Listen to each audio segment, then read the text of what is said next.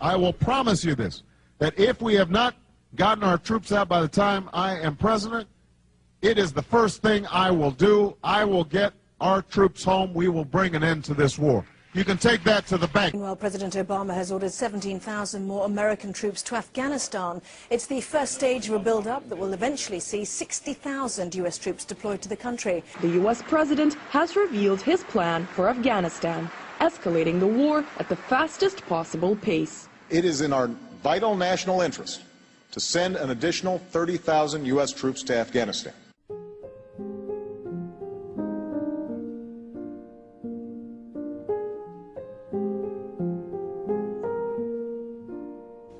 When I was in Iraq, I saw the devastation that our invasion and occupation had met out upon the Iraqi people.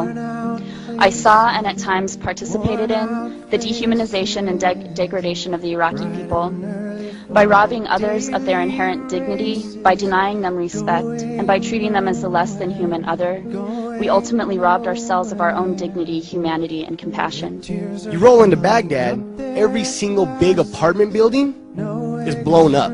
Every single apartment building in Baghdad has been broken to the ground by artillery and airplanes bombing. You cannot meet someone in Iraq who has not lost a family member. Could you imagine what we had done in America if in 9/11 everybody in America lost a family member? What would we be doing? Would we be talking about war? No, we'd be in the streets with weapons. And so people talk about, oh, these people killing American soldiers in Iraq, they're terrorists. Not terrorists, they're wearing sandals. And they got an AK. And they got 14-year-old boys building bombs to kill these American soldiers because we killed their family. People just don't wake up and want to go kill people. I was ordered multiple times by commissioned officers and non-commissioned officers to shoot unarmed civilians if their presence made me feel uncomfortable. The primary loyalty is not to democracy or to the flag or to America or to the Iraqi people or to the rule of law. It is to each other's safety at the expense of everything else. There is a cost to this war, and this cost is being paid in American blood, in my soldiers' blood, and that is not okay.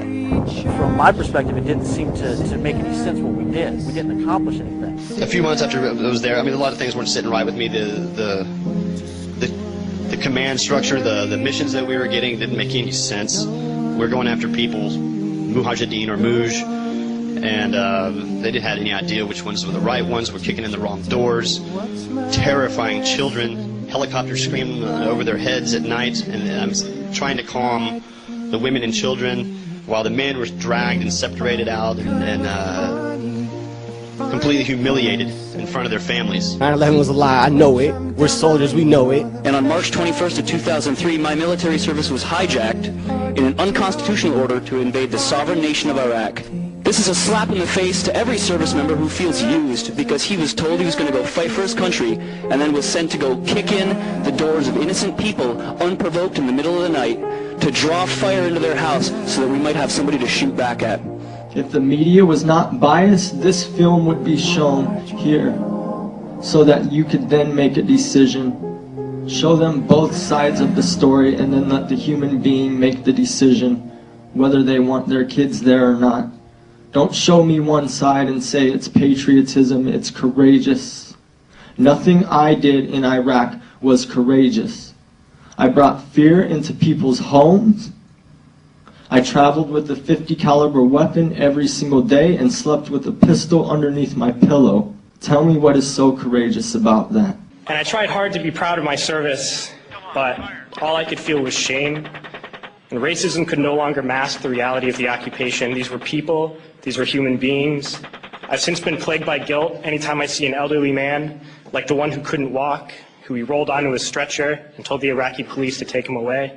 I feel guilt anytime I see a mother with her children, like the one who cried hysterically and screamed that we are worse than Saddam as we forced her from her home.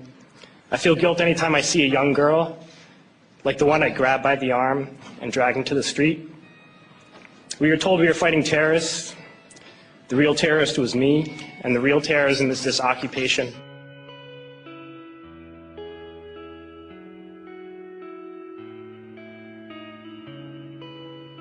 Funding the war is killing the troops. I mean, if you really think about it, it's really, really blatantly obvious. And it's really stupid that we have to say this. But we do. We have to get down to the basics. We have to break it down Barney style, as we say. When I joined the military, I raised my hand and said that I would protect the Constitution of the United States and its people, and against foreign and domestic enemies. But guess what? I did not raise my hand to protect private companies like KBR and put my life on the line so they can make a buck. When are we going to realize that people fighting in Iraq against us, they're not terrorists, they're soldiers? What would we do if somebody invaded us? I know I will pick up my weapon and fight against them. What the hell we call them? Terrorists? These people want their country back. Let's give them their country back. I won't even talk to politicians about the war, because there ain't no point in it. Democrat, Republican, they're all profiteers of war. Even lots of anti-war organizations are profiting off my brother's pain.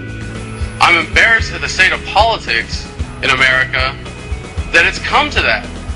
We have to talk to Congress like they're fucking children. We've got a responsibility to the honor of this country and to the honor of every man and woman who has served in Iraq and ever served in our military, to not leave them with anything less than the honor that they deserve. Honor? Are you kidding me? You saying that it's an honor to die in Iraq and to fight a war that we started and we're in the wrong? You're going to tell me that it's an honor to serve in Iraq when private contractors get paid $100,000 plus and drive $60,000 vehicles inside the base while soldiers are outside the base rolling and patrolling and losing their lives? Is that honor? Are you kidding me? Those who send us to war do not have to pull a trigger or lob a mortar round. They do not have to fight the war, they merely have to sell the war. They need a public who is willing to send their soldiers into harm's way. They need soldiers who are willing to kill and be killed without question. They can spend millions on a single bomb, but that bomb only becomes a weapon when the ranks in the military are willing to follow orders to use it.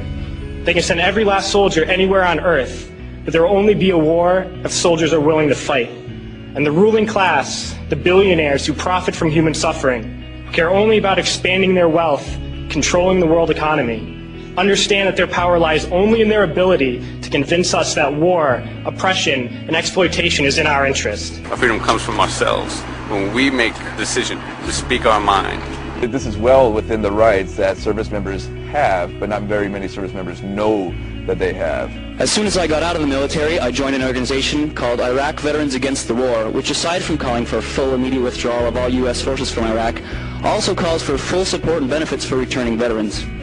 We have members across the country and overseas, in Germany and Iraq. Less than 4 years ago, there were 7 of us, and today there are over 1,200. Our membership has more than doubled in the past year and is continuing to grow. So we do have a resistance movement. We do have dissent within the ranks. It's happening for each one of us who goes public. There's probably 100, who are resisting quietly. Let's be brutally honest. Our leaders aren't going to end the occupation. It's going to be us that ends the occupation. Thank you. Thank you. I don't think as a 24-year-old kid I should go to jail for not wanting to kill people. I had a personal experience after one of the talks that I did with a man. He came up to me after that, and he told me he was an Iraqi man. And he said that he was from the area around Balad, and I was stationed in Balad. And I just couldn't help it. Just all of a sudden, I hugged the guy. And I said that I was sorry. That I was so sorry. And I ended up crying right there to this perfect stranger. And he told me it was okay. He told me it was okay. And that was redemption. To me, it's this phenomenon that we're witnessing is actually a natural evolution. And any time you organize human beings to come together to use violence as a way of conflict resolution, you will have a breakdown of that organization. Peace is not a political process, and it's certainly not a militaristic process. I refuse to participate in the Iraq occupation. The real enemies are not in some distant land. They're not people whose names we don't know and cultures we don't understand. The enemy is people we know very well and people we can identify. The enemy is a system that wages war when it's profitable. The enemy is the CEOs who lay us off from our jobs when it's profitable. It's the insurance companies who deny us health care when it's profitable. It's the banks who take away our homes when it's profitable. Our enemy is not 5,000 miles away. They are right here at home. And if we organize and fight with our sisters and brothers, we can stop this war, we can stop this government, and we can create a better world. There's a term, once a Marine, always a Marine, but there's also the term, eat the apple, F the core. I don't work for you no more.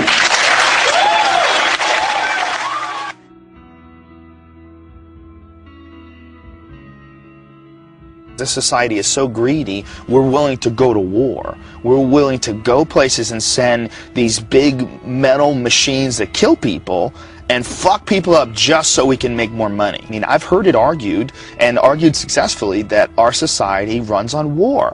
You know, it runs on the domination of the other parts of the world. And literally, that's the only way you can control a gigantic chunk of the globe. You have to keep everybody down.